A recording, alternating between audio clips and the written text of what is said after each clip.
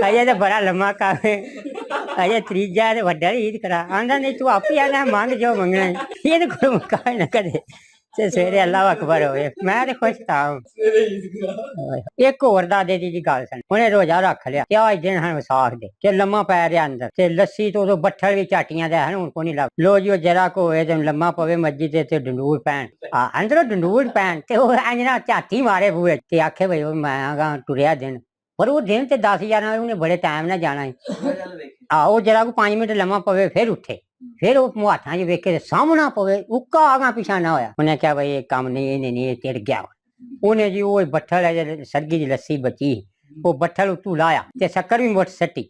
ਤੇ ਅੱਧਾ ਬੱਠਲ ਪੀ ਕੇ 2 ਸਾਲ ਆ ਕੇ ਤੇ ਫੇਰ ਇੰਜ ਝਾਤੀ ਮਾਰੀ ਨਾ ਬੂਹੇ ਵਾਲ ਤੇ ਦਿਨ ਤੇ ਉੱਥੇ ਹੀ ਆਂਦਾ ਹੁਣ ਆਪਣੇ ਪਿਓ ਦਾ ਤੇ ਖੜਾ ਰਵੀ ਤੇ ਦਿਨ ਜਗ ਲੱਗ ਪਿਆ ਹੇਠਾਂ ਜਾਣ ਉਹ ਰੱਜਿਆ ਅੱਖਾਂ ਕਾ ਜਣਿਆ ਵਾਲੀ ਨਹੀਂ ਕੀਤੀ ਹੁੰਦਾ ਨਾ ਫਿਰ ਤਾਂ ਠੱਠ